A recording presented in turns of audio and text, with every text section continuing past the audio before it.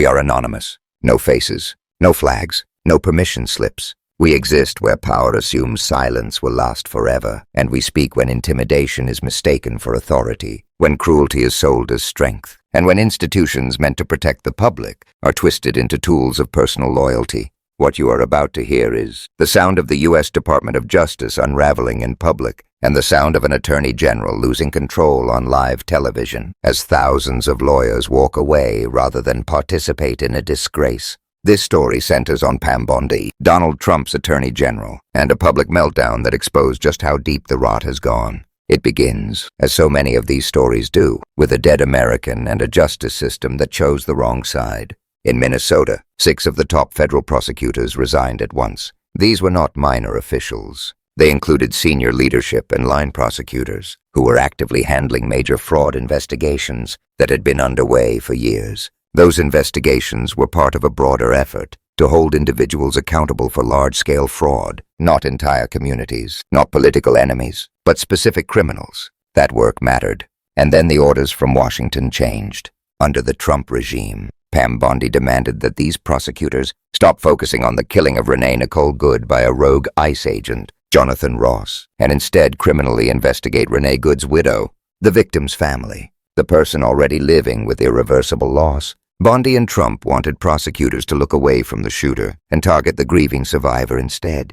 That was the breaking point. The 6 top prosecutors in Minnesota refused to comply and resigned. At roughly the same time, 4 to 5 senior officials in the DOJ's Civil Rights Division and Main Justice in Washington also resigned after being ordered not to investigate the killing but to pursue the widow. These were career lawyers, professionals, people who had served under multiple administrations. They walked out because they would not be used to weaponize the law against victims. This was not an isolated incident. It was part of a mass exodus. Just last month, reporting showed that more than 2,900 DOJ attorneys had quit or been fired in the first 10 months of the year. That is nearly 3 times the normal rate. Now, with additional resignations, that number is closer to 3,000, possibly higher. 3,000 lawyers do not leave the Department of Justice unless something is fundamentally broken. And then Pam Bondi went on television. She didn't appear on a neutral platform. She ran to friendly media. She went on Sean Hannity's show, where she complained, cried,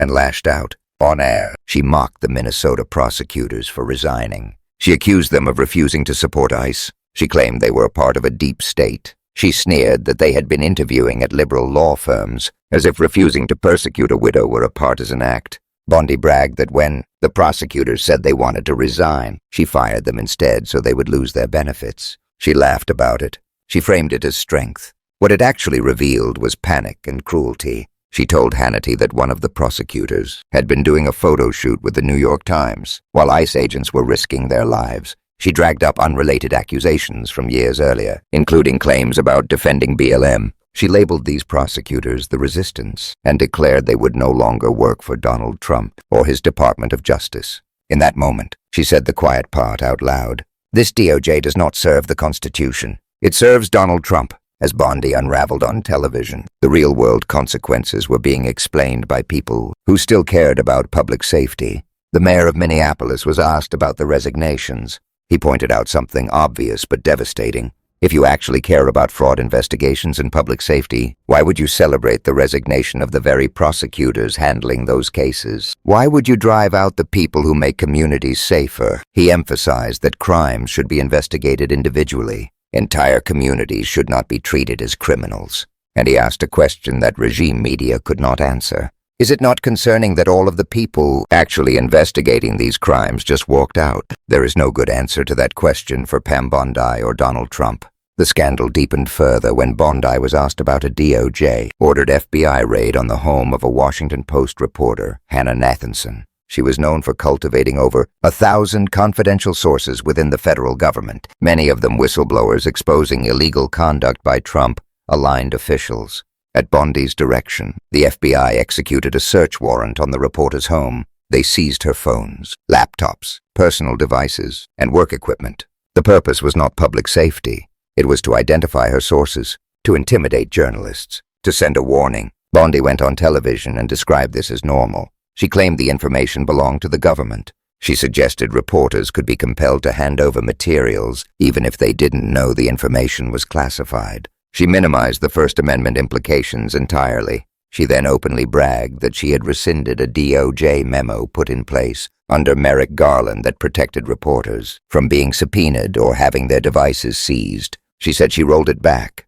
She justified it by invoking national security and the military, but the message was unmistakable. Journalists were no longer protected. Whistleblowers were no longer safe. This is what authoritarianism looks like in practice. Not a single dramatic law, but the steady removal of guardrails. At the same time, Trump's mega surrogates were deployed across Washington to deflect attention from another scandal, the DOJ's refusal to release the Epstein files. Despite the Epstein Transparency Act, roughly 99% of the files remain hidden. When asked about this, Republican lawmakers dismissed concerns, claiming the DOJ was releasing quite a bit, even though only a fraction has been made public. Others blamed Democrats, claimed redactions were requested, or changed the subject entirely.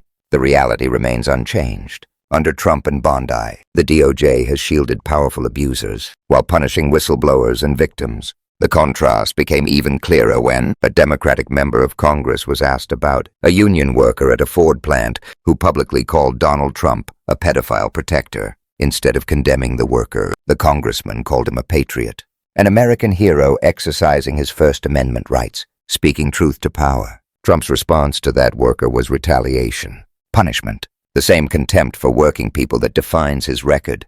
The consequences of Trump's lawless approach continue to spread. The lawyer for Brian Cole, a suspected pipe bomber, publicly argued that because Trump issued sweeping pardons related to January 6th and related conduct, his client should receive a pardon as well. He claimed his client responded to Trump's call to come to Washington. This is the inevitable result of excusing political violence. Others feel entitled to immunity. Local leaders see the damage clearly. The mayor of Minneapolis explained that his city wants law enforcement focused on violent crime, not on hunting down parents dropping children off at daycare, not on tearing apart families who contribute to their communities. He stressed something that should not be controversial. American citizens are being taken off the streets by federal agents, and every American should find that alarming. He made clear that crime should be prosecuted. Fraud, murder, carjacking should be punished. But he also explained that many of the people being targeted by ICE are not criminals. They are workers, business owners, parents, and neighbors. They make their city better. That vision of justice stands in direct opposition to Pam Bondi crying on television while attacking prosecutors for refusing to target a widow. Donald Trump did not install Pam Bondi to uphold the rule of law. He installed her to bend it for him, to protect allies, to intimidate critics, to turn the Department of Justice into a weapon of personal loyalty. Nearly 3,000 DOJ lawyers saw that and refused to participate. They walked away from stable careers rather than become accomplices. That is not a deep state. That is a mass act of conscience. Pam Bondi can mock them. She can fire them. She can cry on Hannity. None of that changes the reality.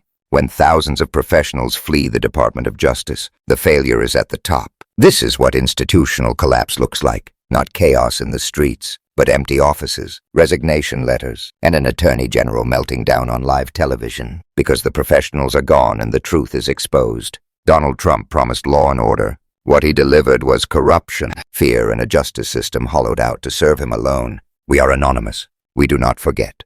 We do not forgive. If you are watching this, do not stay silent. Share this story. Support independent journalism. Stand with whistleblowers. Demand accountability. Power survives on silence, and silence is what we are here to destroy.